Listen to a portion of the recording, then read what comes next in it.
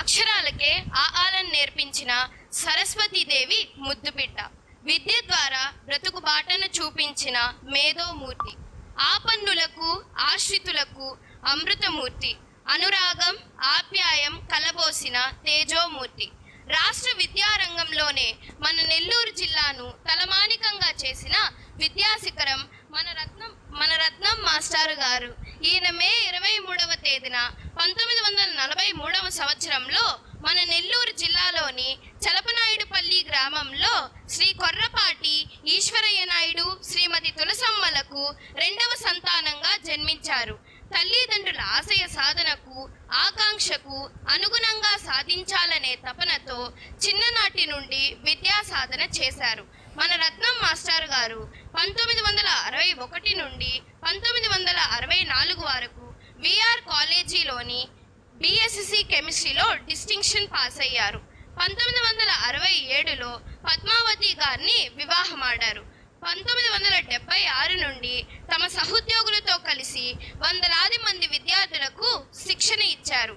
1983లో సహధర్మచారిణి శ్రీమతి పద్మావతి గారి సహకారంతో రత్నం coaching centre అనే విద్యా సంస్థను స్థాపించడానికి నాంది పలికిన తొలి వ్యక్తిగా చరిత్రకెక్కారు. 1985లో తమ ఉద్యోగానికి రాజీనామా చేసి రత్నం విద్యా సంస్థలను అంచెలంచెలుగా అభివృద్ధి చేసి రాష్ట్రంలోనే సంచలనాత్మక వేదికగా రత్నంను తీర్చిదిద్దడంలో తమ ప్రతిభను చాటారు. ప్రతిభ చూపే విద్యార్థులకు వారి చదువు పూర్తయ్యే వరకు ఆ ఖర్చులను వారే భరించేవారు.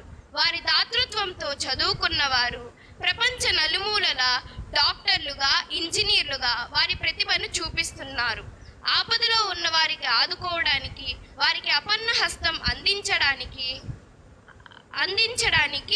స్పందించే మంచి హృదయం మన రత్నం మాస్టారు గారిది.